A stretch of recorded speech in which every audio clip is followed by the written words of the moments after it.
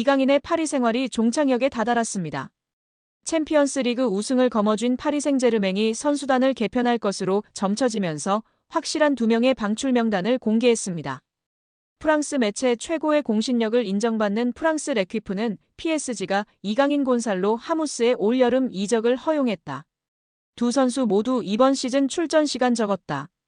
이강인은 공식 45경기에 출전했으나 선발이 제한적이었다.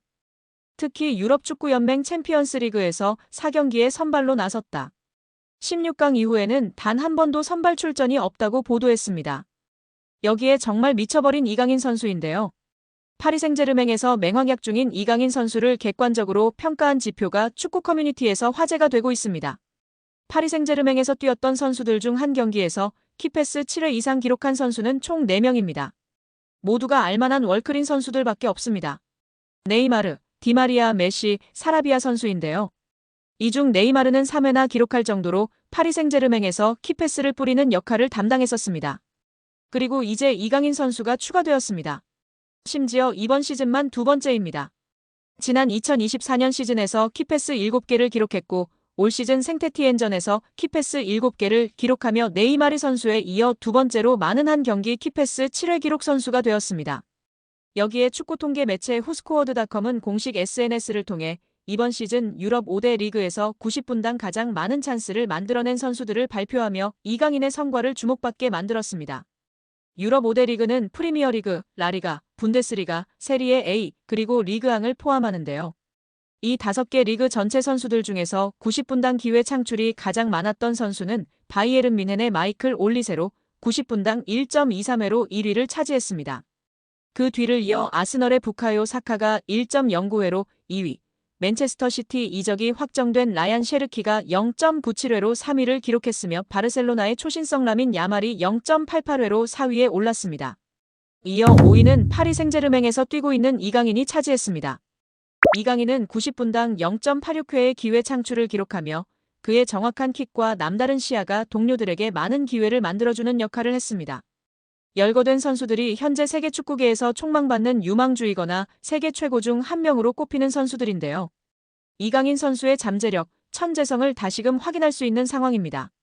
공격형 미드필더나 우측 윙어로 나서 찔러주는 킬패스가 일품인 이강인은 지난 10일 열린 2026 국제축구연맹 북중미 월드컵 아시아 지역 3차 예선 B조 10차전 쿠웨이트전에서 그의 장점을 여실히 보여주었습니다. 이날 이강인은 직접 골을 터뜨렸을 뿐 아니라 기회 창출도 무려 7번을 기록하면서 공격 활로를 뚫어섰습니다. 천재 미드필더 이강인이 세계적인 플레이메이커와 함께 국제축구 역사통 계연맹 IFFHS 플레이메이커상 후보에 나란히 오르며 화제입니다.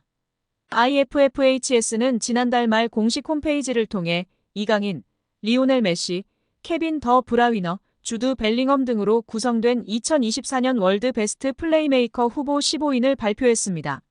월드 베스트 플레이메이커상은 통계연맹이 2006년부터 매년 세계 축구를 빛낸 최고의 플레이메이커에게 수여하는 상으로 수상자에겐 황금공 트로피가 수여됩니다.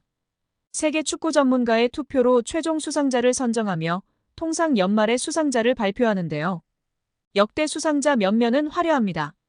메시가 통산 최다인 5회 수상했고 사비 에르난데스가 4회, 더 브라위너가 3회, 안드레스 이니에스타가 2회 수상하며 메시의 뒤를 이었습니다. 지네딘 지단, 카카, 토니 크로스, 루카 모드리치 등이 한 차례씩 수상했습니다. 더 브라위너는 지난해 시상식에서 181점을 받으며 100점을 받은 메시를 81점 차로 따돌렸습니다. 베르나르도 실바가 78점으로 3위에 올랐습니다. 시즌별로 가장 창의적인 플레이를 펼친 선수들에게 트로피가 주어졌는데요. 이런 전설들이 수상한 플레이메이커상 최종 후보에 이강인이 뽑힌 것만으로 큰 의미가 있다는 평가입니다. 통계연맹은 최근 2시즌 이강인이 공격 포인트뿐 아니라 프랑스 리그앙과 유럽 챔피언스 리그에서 선보인 드리블 돌파 찬스 메이킹 등의 능력을 높이 평가한 것으로 보입니다. 이강인은 올 시즌 챔피언스 리그에서 키패스 11개를 기록하며 전체 공동 4위를 질주하고 있는 상황입니다. 차기 월클 이강인의 자기관리는 상상 이상이었습니다. 지난 BTS 멤버 슈가가 진행하는 슈츠타 프로그램에 이강인을 초대한 에피소드를 공개했었는데요.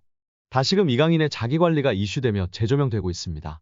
평소 스포츠팬으로 잘 알려진 슈가는 자연스러운 진행으로 이강인의 남다른 모습을 이끌어냈습니다. 이강인과 슈가는 삼겹살을 함께 구워 먹으며 소탈한 모습을 보였습니다. 이강인은 술을 먹지 않는 대신에 청포도 에이드를 챙겨왔습니다. 슈가가 평소 술을 아예 먹지 않느냐고 물었는데요.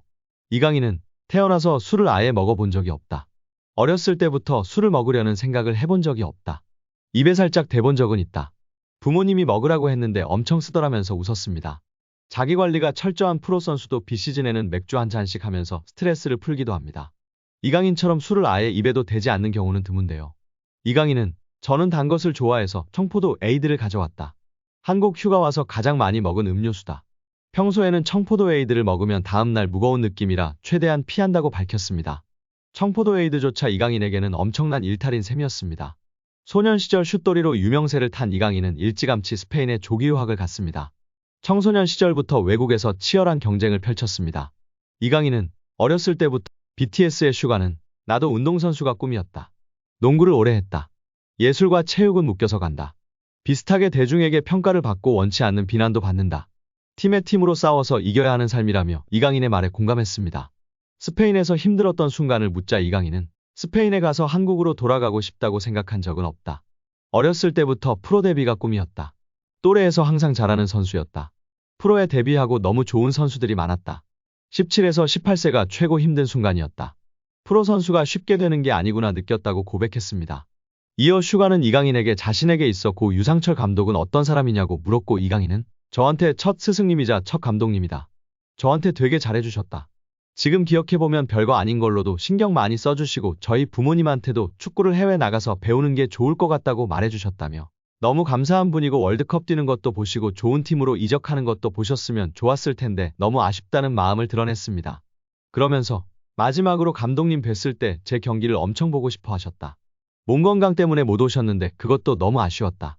제가 좋은 축구 선수로 커서 직접 와서 경기를 보셨으면 얼마나 좋았을까. 좋은 곳으로 가셔서 잘 지켜보고 계시지 않을까라며 고 유상철 감독을 그리워했습니다. 끝으로 이강인은 자신의 꿈에 대해 축구 선수로서 월드컵이란 무대에 우승하는 건 큰 목표고 사람 이강인으로서는 제 가족, 어떤 일이 있어도 응원해 주시는 주변 분들이 항상 건강하고 행복한 것. 그게 제가 제일 원하는 것 같다고 전했습니다. 여러 구단 가운데 가장 구체적으로 이적설이 제기된 팀은 이탈리아 세리에어 챔피언이자 김민재의 전 소속팀 나폴리였습니다. 앞서 흡이차 크바라츠헬리아를 PSG로 이적시킬 당시에도 이강인을 딜에 포함시키기를 원할 정도로 꾸준히 이강인 재능에 관심을 기울였던 팀인데요. 현지에서도 이강인이 PSG를 떠나 주전으로 활약할 수 있는 팀으로 이적을 원한다는 보도가 잇따라 나왔고 나폴리가 가장 유력한 행선지로 떠올랐습니다. 나폴리뿐만 아니라 수많은 이적설이 더해져 이강인의 이적은 기정사실처럼 보였습니다. 뜨거운 빅리그, 빅클럽들의 러브콜 속 이강인이 사실상 골라서 팀을 갈 수 있는 상황이 될 거라는 기대까지 커졌습니다. 그런데 커다란 걸림돌이 생겼는데요. PSG가 책정한 이강인의 이적료가 무려 4천만 유로 약 621억 원에 달한다는 점입니다. 2년 전 PSG가 이강인을 마요르카에서 영입할 당시 들였던 이적료 2,200만 유로 약 342억 원에 2배 가까운 수준으로 폭등했습니다. 어느 구단이든 부담스러울 수밖에 없는 액수이기도 합니다. 이강인 영입에 오랫동안 공을 들였던 나폴리마저도 4천만 유로의 이적료엔 난색을 표하고 있는 것으로 전해졌습니다. 4천만 유로는 나폴리 구단 역사상 세 번째로 높은 이적료 지출이기도 합니다. 세리에 A 정상에 올랐던 지난 2024년도 시즌에도 나폴리 구단이 선수 영입에 가장 많이 들인 이적료 지출은 3,500만 유로 약 543억 원이었습니다. 나폴리뿐만 아니라 다른 구단들 역시도 부담 없이 결정을 내릴 수준의 이적료가 아닙니다. 우선 나폴리와 PSG 구단 사이에 협상 테이블이 차려지겠지만 PSG는 급할 이유가 없습니다. 아직 이강인과 계약이 3년이나 남은 만큼 이적이 쉽지 않다면 헐값 이적 대신 요긴한 로테이션 자원으로 이강인과 동행을 이어갈 수도 있습니다. 루이스 엘리케 PSG 감독도 이미 이강인을 측면 공격수나 중원, 심지어 제로톱 역할까지 맡기며 다양한 포지션으로 기용한 바 있습니다. 백업 역할을 맡기기에 더 없는 존재입니다. 푸실도 이강인의 높은 이적료가 나폴리 이적에 큰 걸림돌이 될 것으로 보고 있는데요. 매체는 당초 PSG는 이강인의 이적에 반대했지만 이제는 이강인이 떠날 가능성을 열어뒀다. 문제는 PSG가 이강인의 이적료를 과도하게 요구하고 있다는 점이라고 지적했습니다. PSG 구단이 과도하게 책정된 이강인의 이적료를 낮추지 않는다면 이강인의 PSG 탈출은 예상 외로 쉽지 않을 거라는 전망입니다.